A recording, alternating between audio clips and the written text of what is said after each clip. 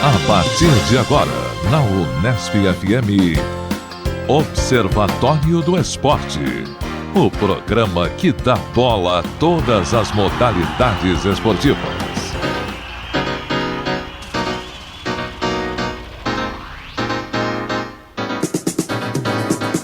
Olá, ouvinte da Unesp FM. Hoje é sábado, 23 de março de 2013. Começa agora o Observatório do Esporte. Eu sou Luiz Moraes. E eu, Júlio Penariol.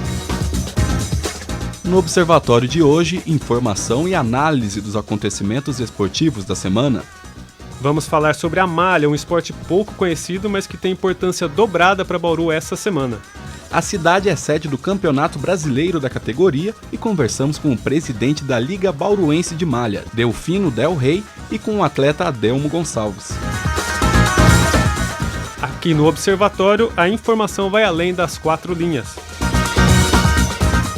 Hoje na mesa teremos a participação de Tuca Américo, Zeca Marques, Carlo Napolitano, Júlio Penariol e eu, Luiz Moraes. E vamos aos destaques de cada integrante da mesa. Vamos começar com os destaques de Tuca Américo. Saudações, amigos da mesa, ouvintes. Bem, vou falar aqui do descaso com os atletas olímpicos brasileiros e as declarações de Juarez Soares em entrevista. Quem também está no estúdio é Carlo Napolitano. Olá, Carlo, qual sua vaia e seu aplauso para hoje? Olá, amigos da mesa, olá, amigos ouvintes. Na verdade, hoje serão 2 aplausos, não é? Um para o próprio observatório, um alto aplauso, e um para o Bauru Basquete, e também um destaque, não é? A possibilidade do filho do Pelé, o Joshua, jogar o campeonato Sub-17 pelo Santos Futebol Clube. E você, Júlio, qual a sua vaia e o seu aplauso? Em completar um pouquinho a informação que o Carlo falou aí do basquete, né? Teve notícia importante essa semana. Vaiar o Noroeste, que ao contrário do basquete está numa decadência, perto da zona do rebaixamento na Série A2. E mandar também um aplauso para o jornalista e amigo Fernando BH, que lança o seu primeiro livro semana que vem. Quem também está na mesa é Zeca Marques. Qual a sua vaia e aplauso hoje, Zeca? Bom, vou comentar a possível crise na CBF com o presidente José Maria Marinho à frente, o jogo Brasil-Itália da última quinta-feira e as transmissões esportivas do Campeonato Paulista pela Globo e o Globo Esporte. E você, Luiz, o que você preparou pra gente hoje? Bom, eu vou falar das estreias da temporada da GP2 e da Fórmula Indy neste final de semana e também de dois pilotos em especial da Fórmula 1, o Felipe Massa e o Adrian Sutil da Force India. Vamos agora com Tuca Américo. Bem, como eu havia adiantado para vocês, né, na última sexta-feira foi publicado no Portal uma entrevista do comentarista Juarez Soares, né, onde ele solta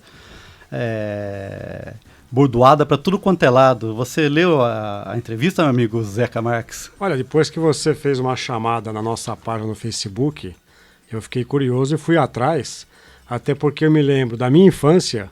O Juarez Soares era comentarista da Globo no Bom Dia São Paulo. Verdade. O telejornal das 8 da manhã, 7 da manhã. Sim. Era o Juarez Soares, o comentarista oficial da Rede Globo nos anos 70. Junto com o nosso amigo locutor Luciano do Vale. Exatamente. Para quem sobrou bordoada também. Bem, Juarez fez algumas declarações, eu vou pensar aqui algumas frases para os amigos da mesa comentar, né?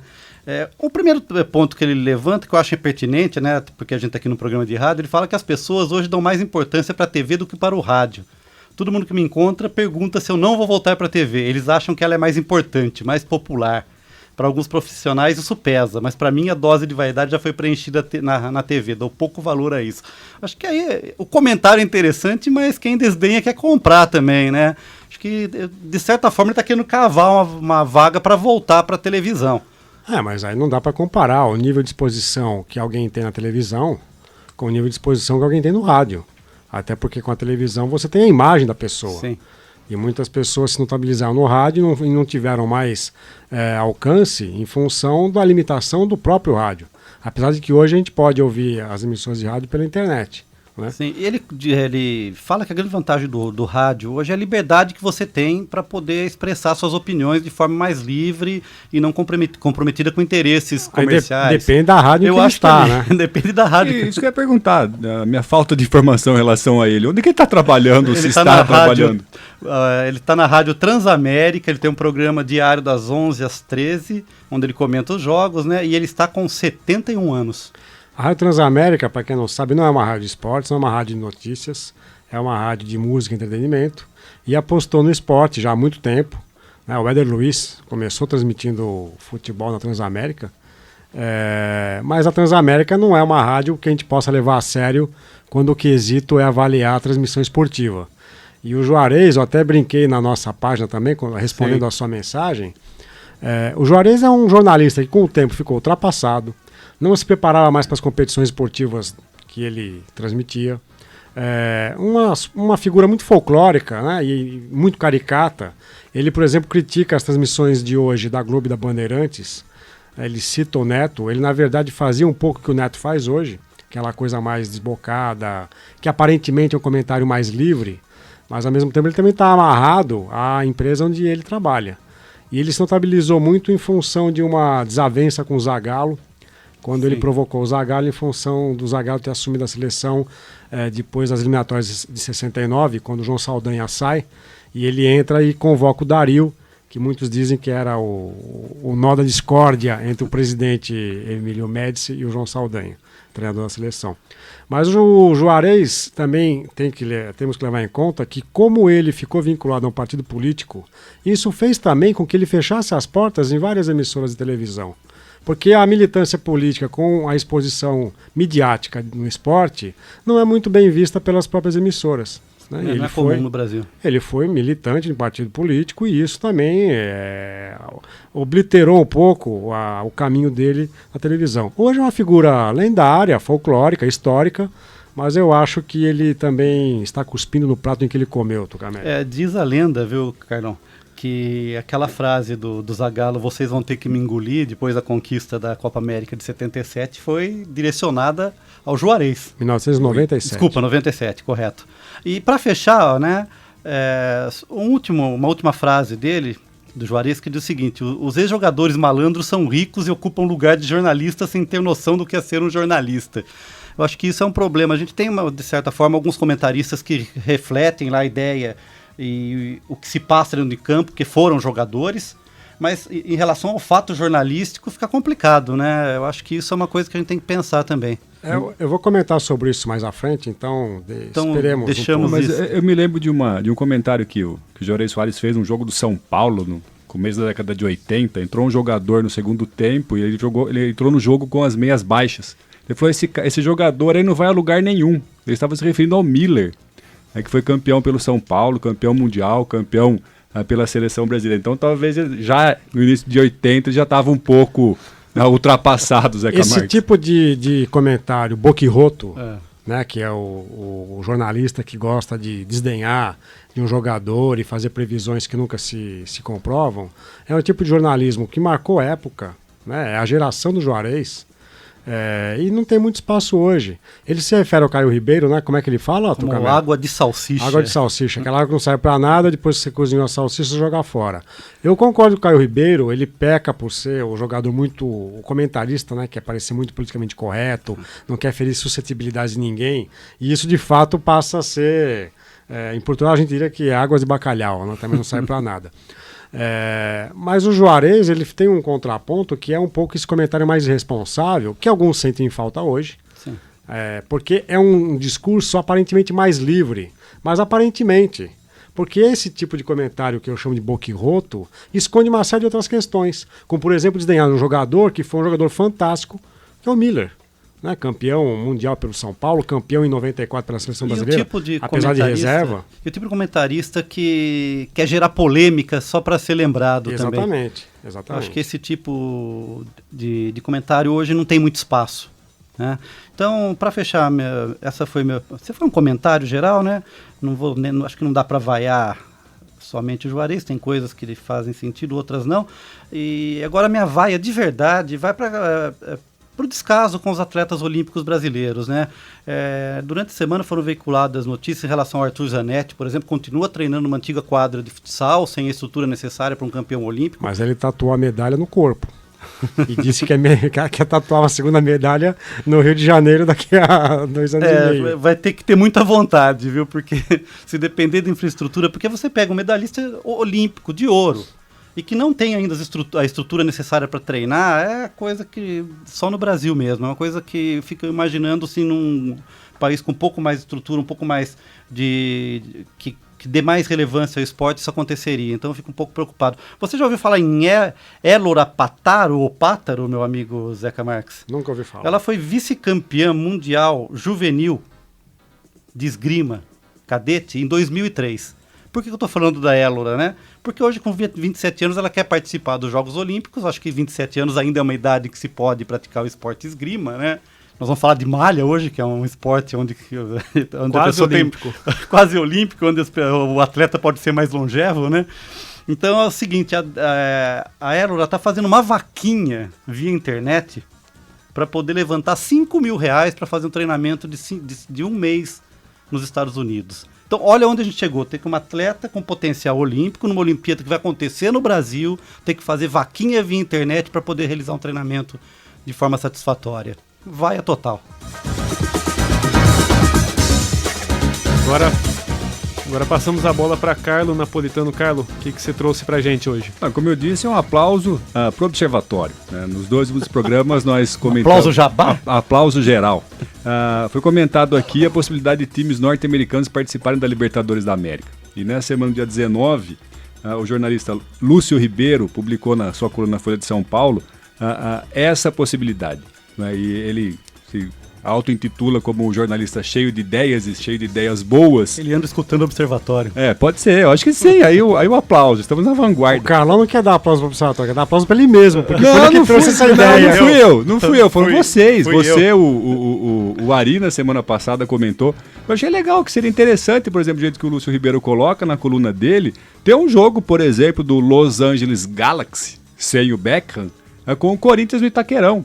Ou o São Paulo jogando naquele estádio monumental de Dallas, onde joga o Dallas Cowboys, que é o time norte-americano de futebol, que também tem um time de soccer. A novidade não é a gente jogar lá, é eles jogarem aqui, sim, né? Enfrentar a Bomboneira, isso é interessante. E o que ele coloca? A grande desculpa talvez seja a distância, né? Mas para jogar com o Real Potosí, por exemplo, demora muito mais tempo do que jogar com o time em Nova York, na Flórida. Ou mesmo com o time do México, ele faz as contas, né, de quanto demoraria, onde teria escala, ele no fim das contas, como é o lugar que o Corinthians jogou, onde ficaram presos os torcedores? Oruro. Chegar em Oruro é muito mais complicado que chegar em Nova York.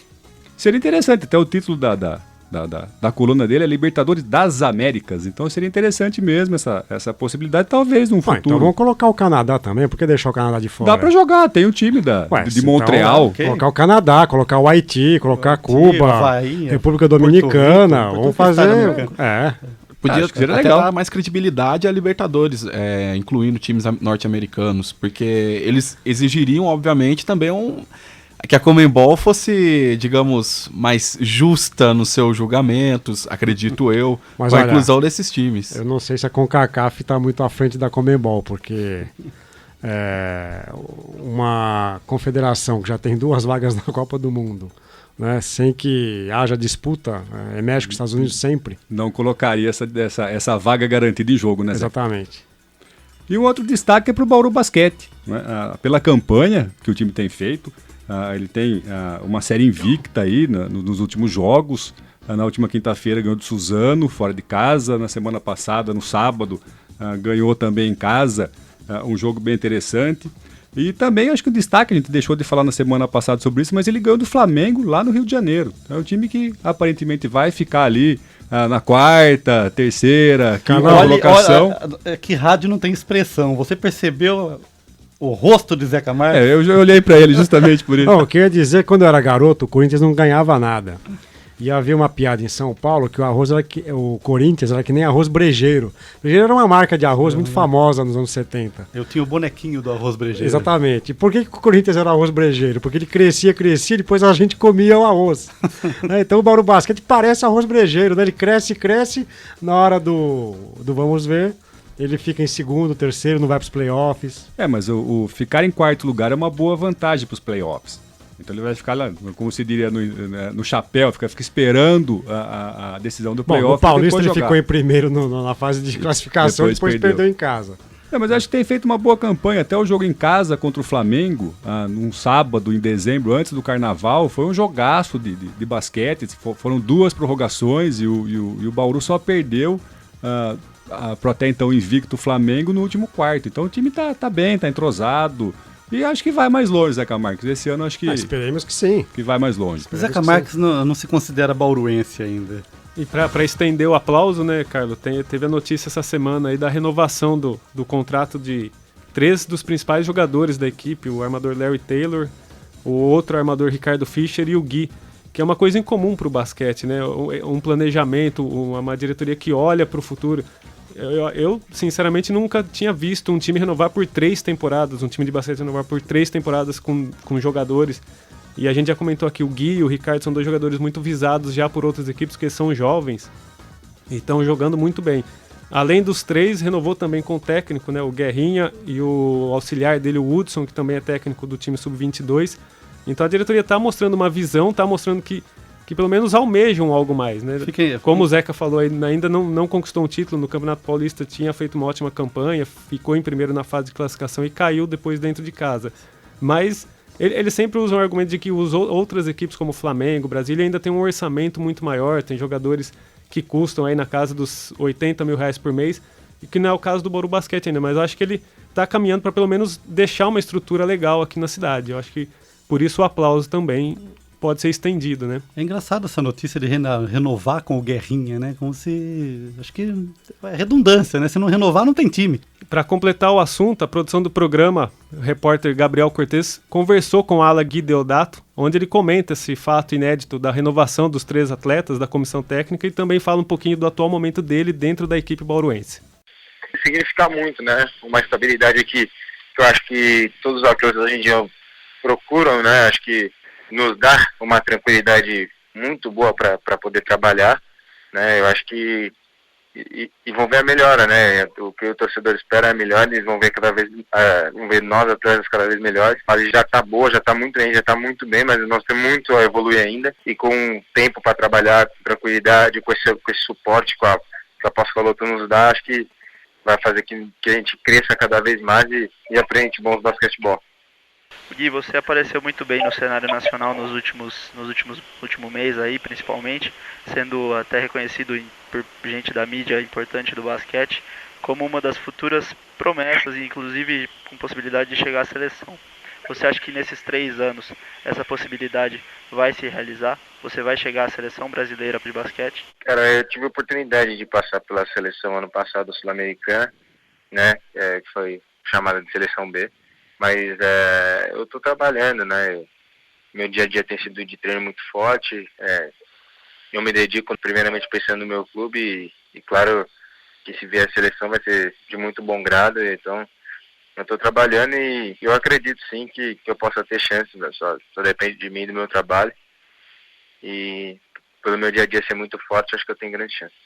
E o que Bauru tem de importante nisso? O que a sua história com a cidade tem de importância em todo esse momento que você está vivendo? Bastante coisa, muita coisa. Acho que eu sou daqui, mas as categorias de base daqui, de quando eu era moleque, me abrigaram de uma forma muito, muito legal. Acho que, além disso tudo, os treinadores que eu tive até hoje. E depois acho que vem da minha vontade de aprender, junto com a vontade do Guerrinha, do Hudson, de ensinar. Todas essas coisas me fazem evoluir. Então acho que são pessoas que gostam de Bauru, que têm afeto por Bauru. E o pessoal da torcida que sempre torce por mim, que é nítido, eu fico muito feliz com as mensagens que eu recebo. E muita gente que torce para minha evolução, para o meu basquetebol, e gosta do meu trabalho.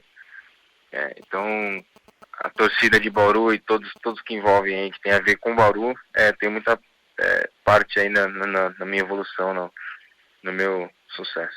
E para encerrar, quanto que o Guilherme Deodato está pronto como jogador de basquete? Eu não acredito muito em limites, né? Eu não acredito. Seria impossível para mim dar uma porcentagem para você. Eu não acredito muito em limite. Eu acho que trabalhando a gente sempre vai poder evoluir. Eu acho que eu posso oferecer muito mais do que eu tenho oferecido. Beleza, Gui, obrigado.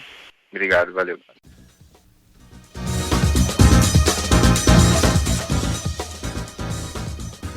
Eu queria fazer um último destaque, que é a possibilidade do filho do Pelé, do rei Pelé, o Joshua, um garoto de 17 anos, a jogar profissionalmente pelo Santos Futebol Clube. Ele assinou um contrato, na verdade o Edson Arantes do Nascimento assinou um contrato com o Santos para que ele possa jogar o Campeonato Paulista Sub-17. E talvez haja a possibilidade de também jogar no time principal. Então talvez aí um príncipe do futebol começando a jogar no Santos Futebol Clube, e o Pelé já reivindicou a camisa 10 pro garoto. Vamos agora com os destaques de Júlio Penariol. Primeiramente, queria abrir aqui meus comentários só para lembrar que e mandar um aplauso, na verdade, jornalista e meu amigo pessoal Fernando BH lança nessa próxima quinta-feira o seu primeiro livro, chamado Paixões de Bauru.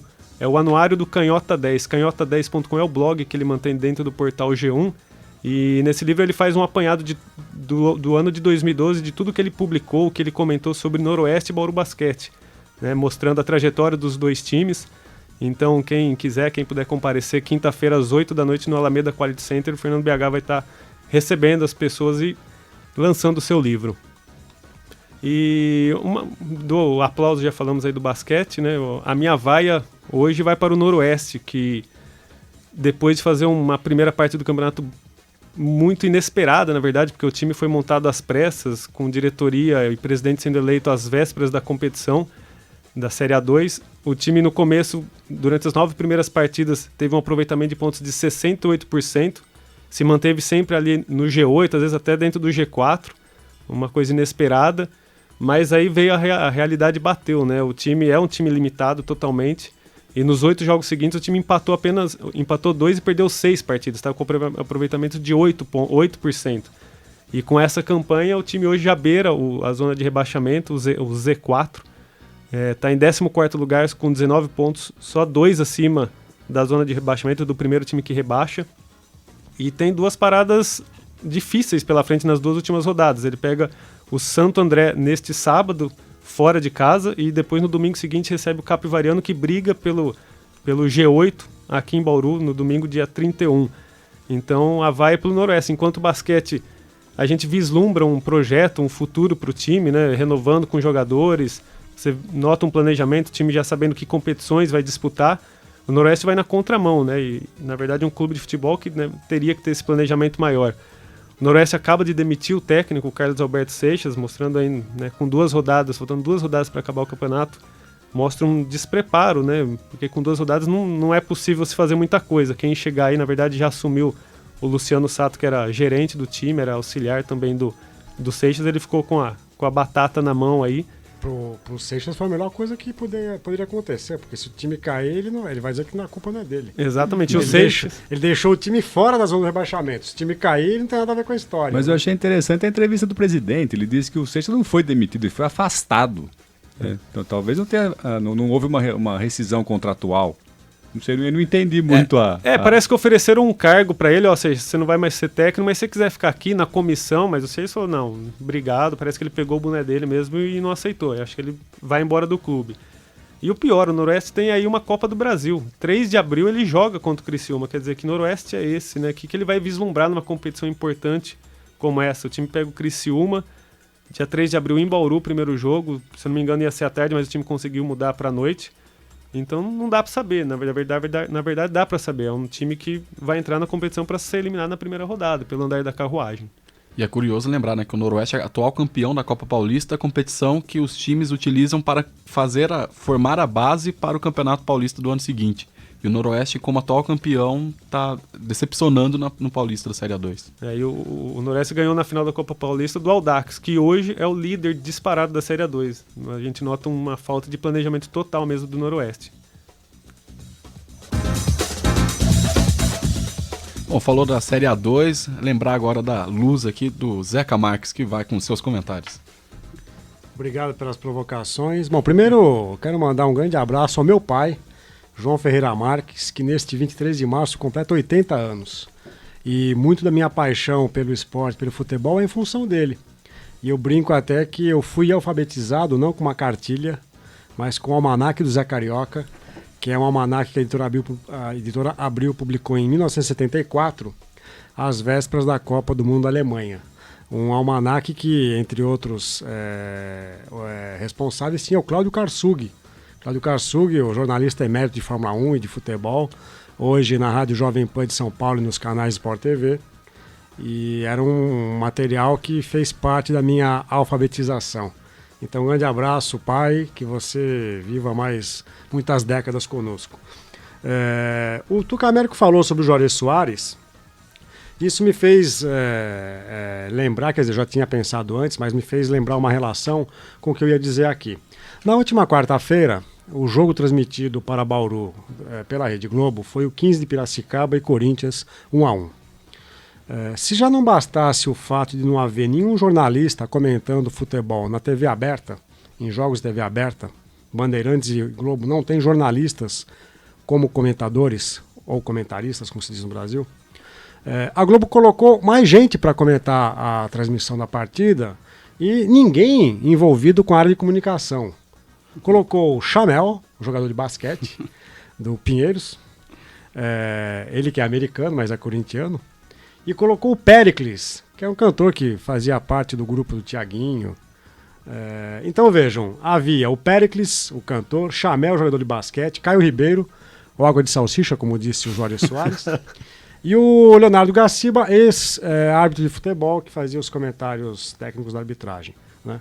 Então vejam que é um modelo que, é engraçado, a Rádio CBN em São Paulo já faz isso há muitos anos.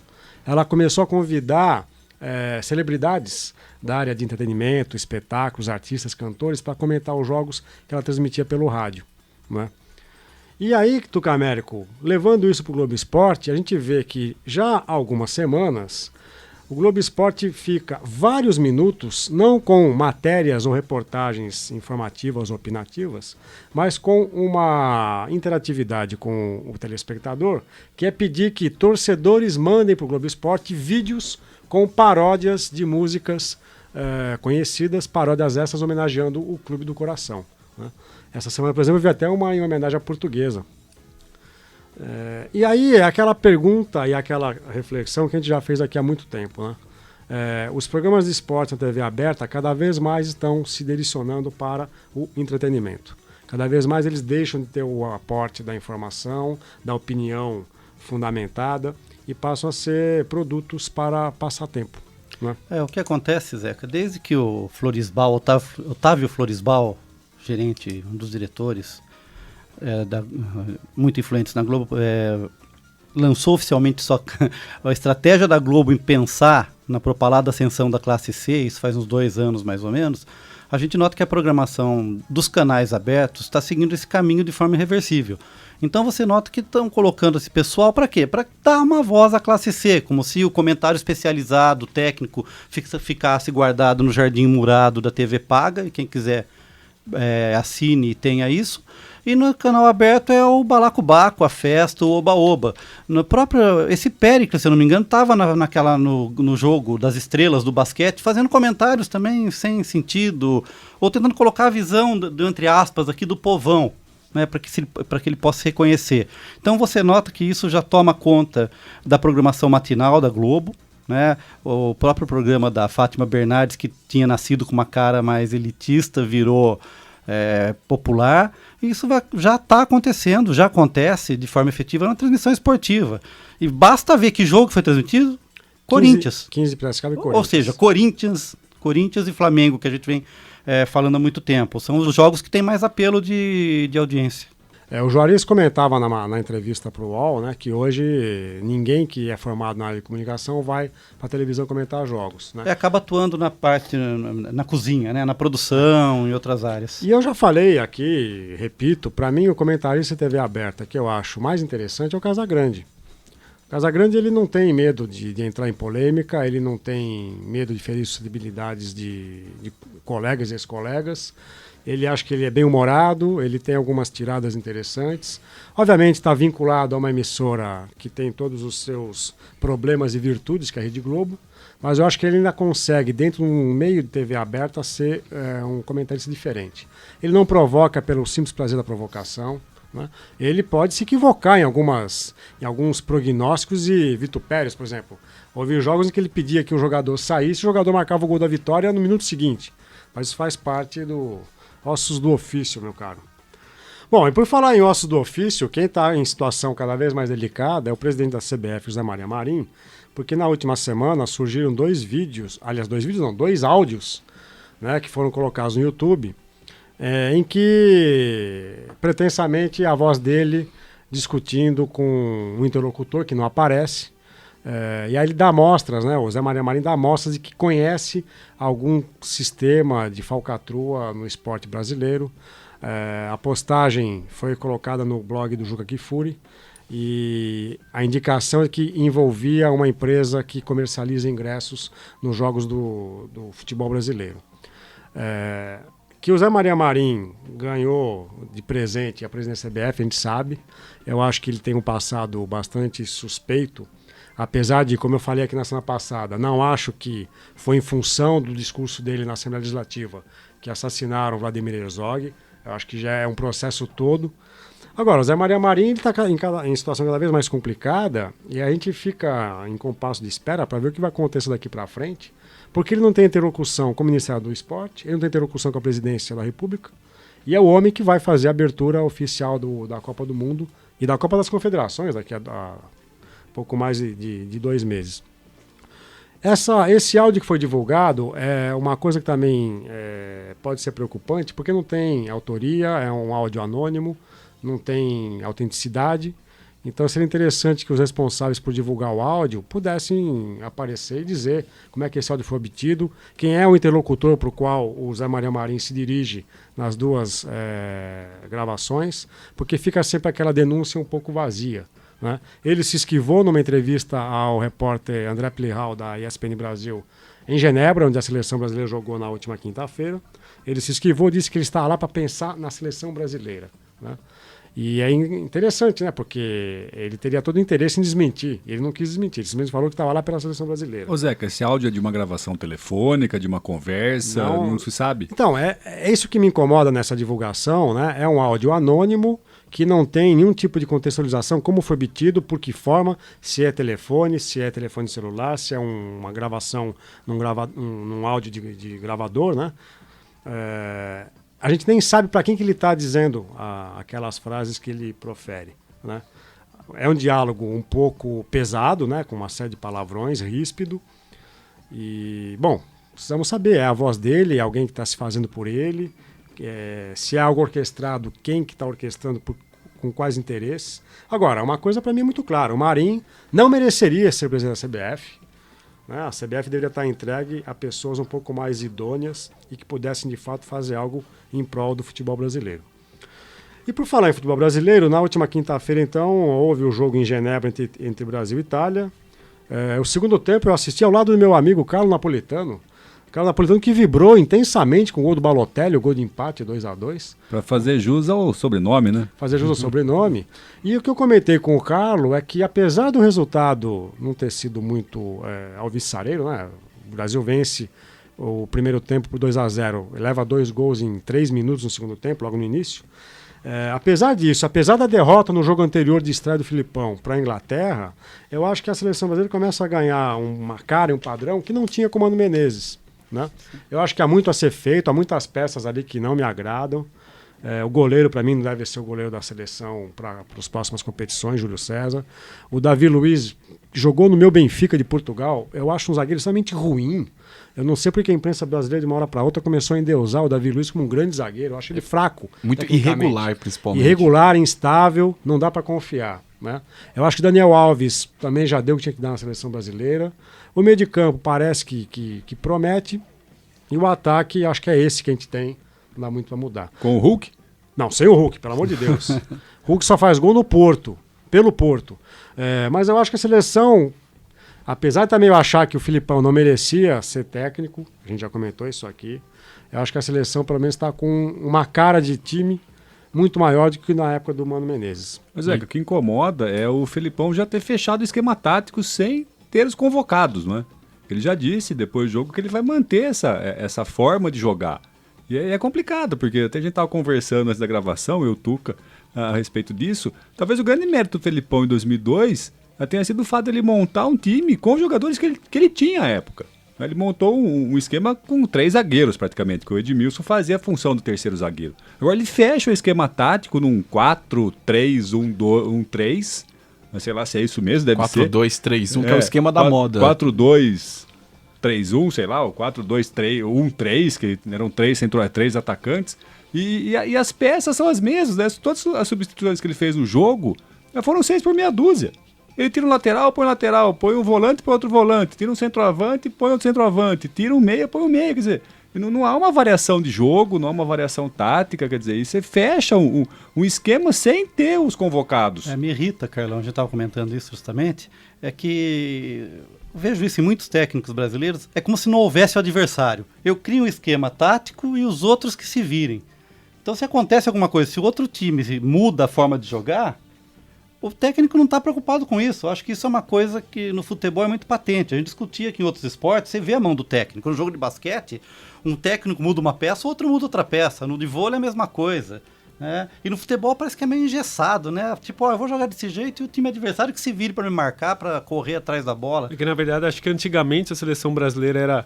Né, todo mundo confiava mais, então acho que eles pensavam, os outros times que tem que se preparar para jogar contra a gente, então a seleção acho que não estudava adversários, mas acho que hoje mudou muito, acho que o Corinthians, o Tite é um exemplo de técnico e de comissão técnica que estuda adversário, que joga, apesar de ter um esquema, mas ele estuda a saída de bola do adversário, ele estuda os melhores, mas joga os pontos do mesmo mais jeito, fortes. joga para não fazer gol, para não levar gol. Mas o Felipão, acho que ele ficou parado no tempo nesse sentido. Ele não dá a impressão de que ele pega a Itália e estuda os pontos fortes do time. A escolha do Filipão é uma volta no tempo. Mas o jogo de quinta-feira, o técnico da Itália mudou o time no intervalo. E o time fez os 2 gols e empatou o jogo. E o Scolari não fez absolutamente nada. Ele trocou 6 por meia dúzia. E é bom lembrar também o Neymar, né? Ele mudou um pouco a postura já nesse jogo contra a Itália. Apesar da encenação que ele fez num lance com o Pirlo. Ele que caiu o 8 vezes, caiu apenas 3 agora. Eu achei interessante, primeiro, tirar aquele cabelo descolorido, sei lá o que ele estava fazendo no Santos. Já voltou um corte de cabelo mais... Ele passou a frente pro Daniel Alves. E passou pro Daniel Alves, E participou dos 2 lances do gol do Brasil, né? Com uma virada de jogo espetacular no primeiro gol, o passe pro Oscar no segundo. Não decidiu a partida individualmente, mas mudou um pouco a postura do Neymar em relação aos outros jogos dele pela seleção, principalmente contra seleções maiores. Mas eu continuo achando que ele não se encontra à vontade dentro da seleção. Eu acho que faz falta, eu sou partidário que o Neymar precisa jogar fora do Brasil.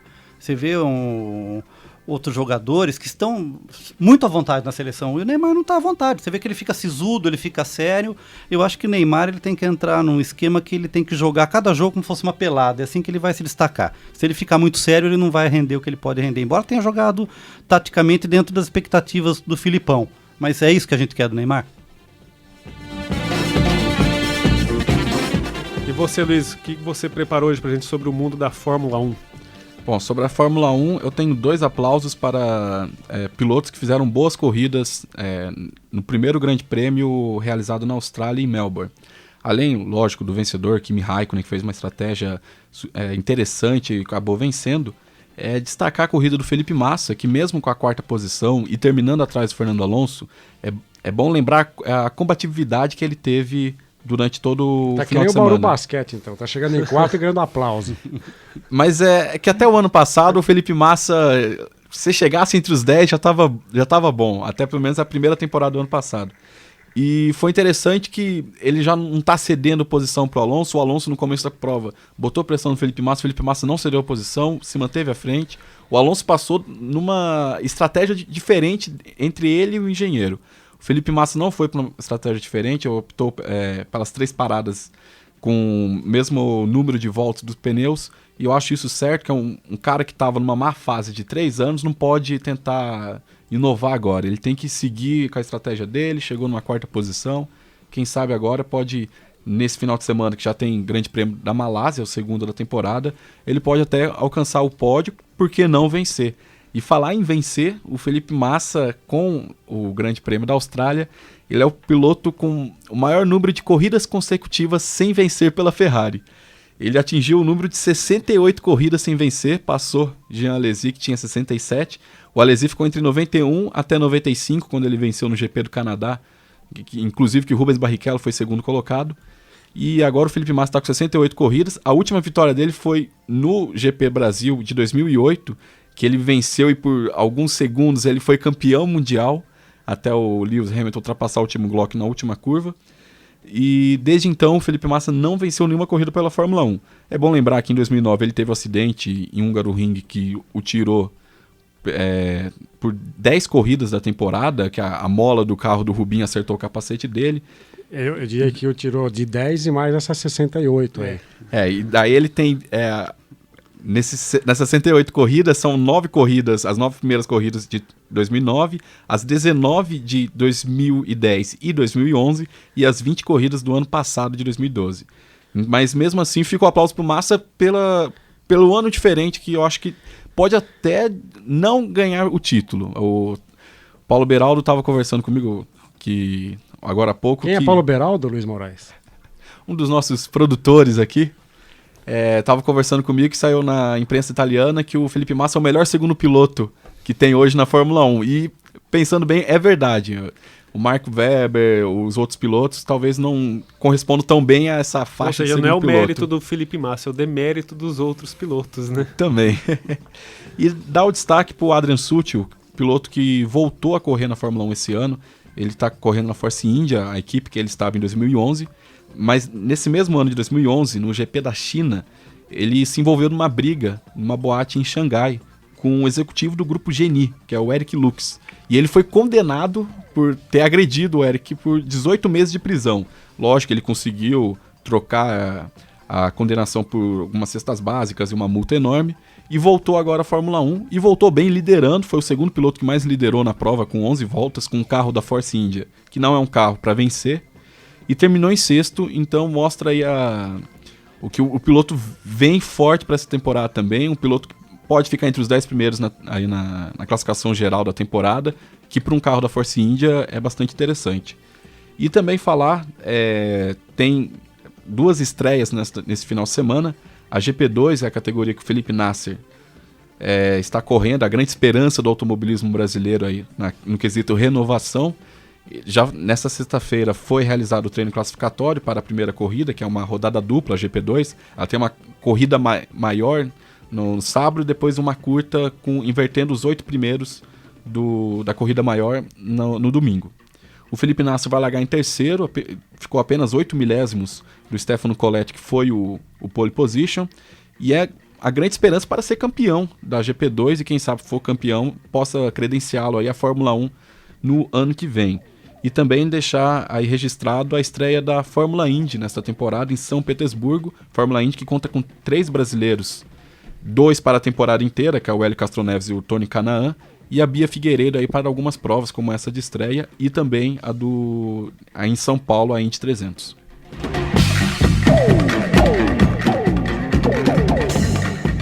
Desde quinta-feira, Bauru cedia o Campeonato Brasileiro de Malha. O evento ocorre no Clube União Princesa Isabel e é considerado a principal competição do país. Mas e você, ouvinte do Observatório, sabe onde surgiu a malha? A origem e a história desse esporte ainda são controversas, mas alguns trabalhos tentam solucionar a questão. O pesquisador Eduardo Augusto, no livro Pequena Enciclopédia do Esporte, afirma que o início da modalidade ocorreu na Roma Antiga. Na época, segundo Eduardo, os soldados do exército romano praticavam algo muito parecido com o que se joga hoje, mas com uma pequena diferença. Os guerreiros utilizavam ferraduras de cavalo ao invés dos discos. Uma outra versão para o surgimento da malha é contada por Orlando Duarte, no livro História dos Esportes.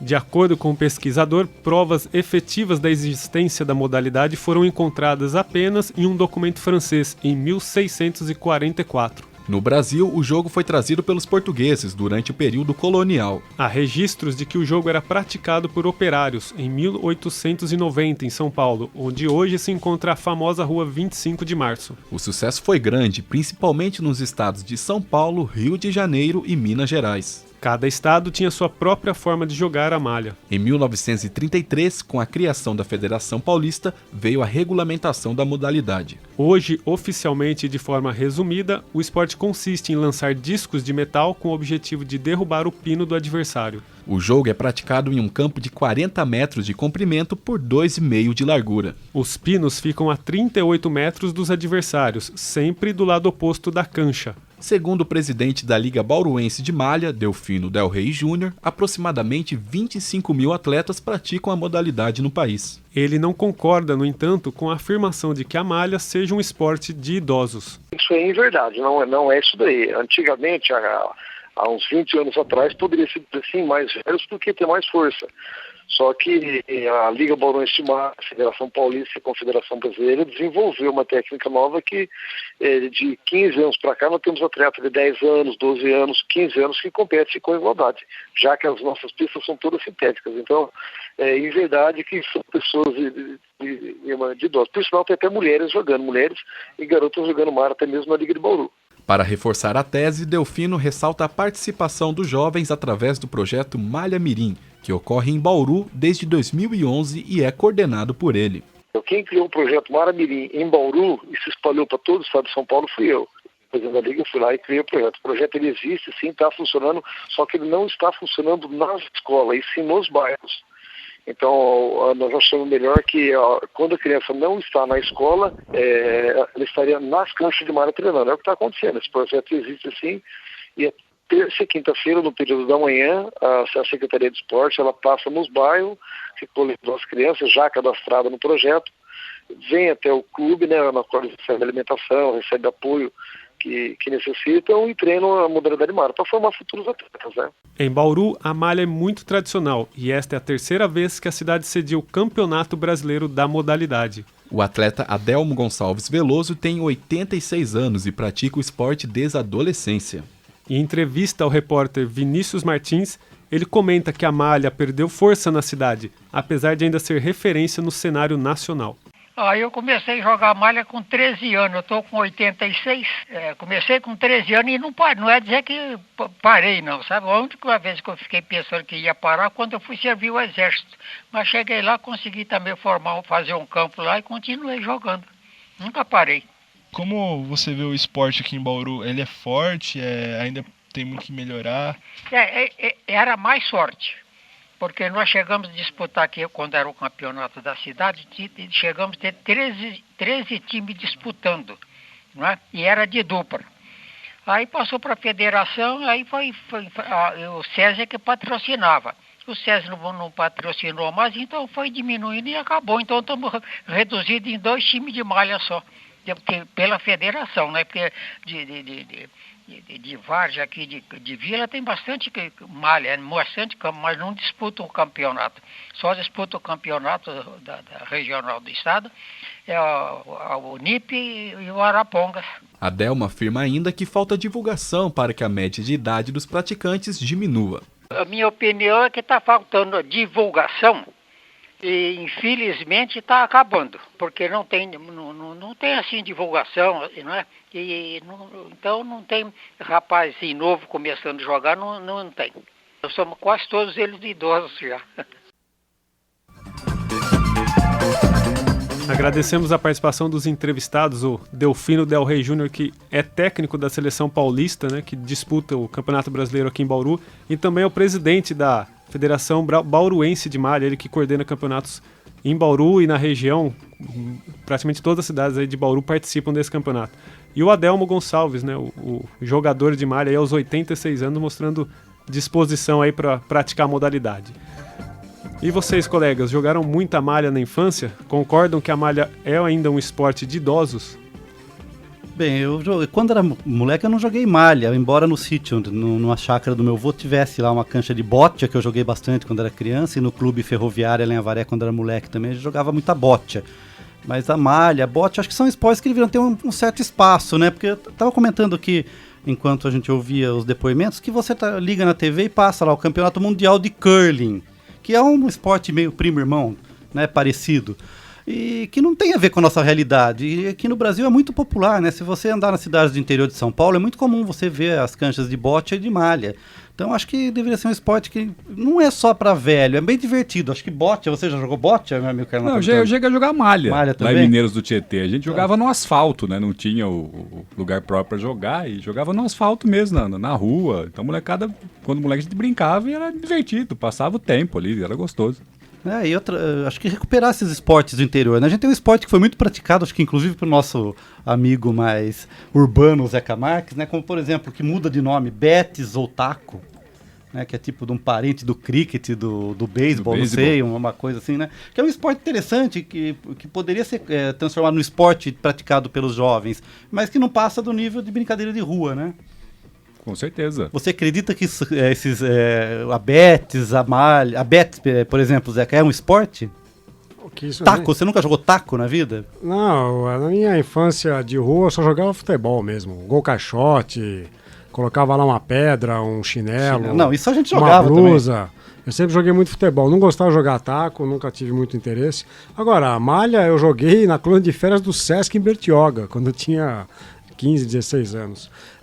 A bote e a malha, né, que são jogos assim que se praticam num espaço muito semelhante, eles têm uma particularidade de não parecerem um esporte com uma grande disposição física, sim, mas ele tem um nível de recreação bastante concentração interessante. Também. Concentração e recreação.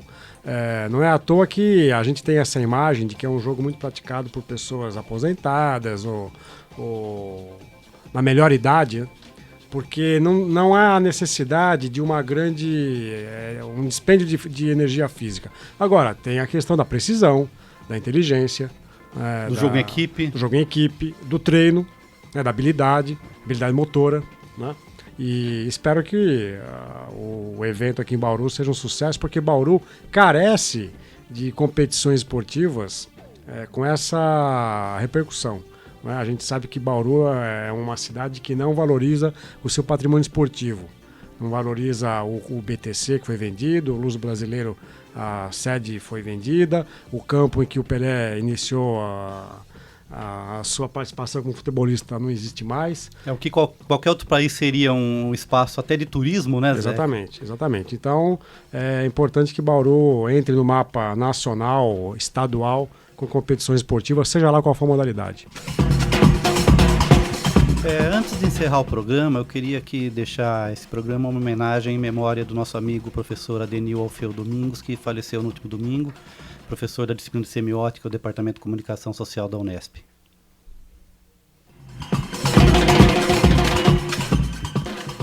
Você ouvinte do programa que acessa as redes sociais, você pode curtir nossa página no Facebook. O endereço é www.facebook.com/Observatório do Esporte. Repetindo, o endereço da nossa página é www.facebook.com/Observatório do Esporte. Acesse também o blog do nosso programa. O endereço é www.observatoriodossporteunesp.blogspot.com. Repetindo, www.observatoriodoesporteunesp.blogspot.com. O Observatório do Esporte chega ao fim. Locução de Luiz Moraes e Júlio Penariol. Comentários de Tuca Américo, Carlos Napolitano e Zeca Marques. Equipe de reportagem: Gabriel Cortez, Fernando Martins e Vinícius Martins. Direção de Fábio Fleury. Produção técnica de Silvestre Oliveira. O Observatório do Esporte é um projeto de extensão universitária financiado pela PROEX, a Pró-Reitoria de Extensão da Unesp.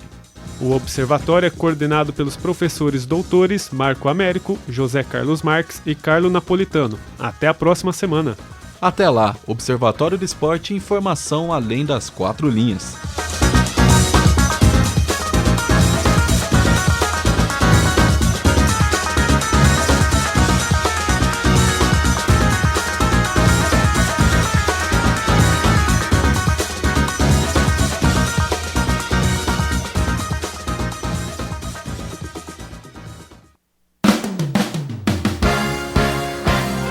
A Unesp FM apresentou Observatório do Esporte. o programa que dá bola a todas as modalidades esportivas.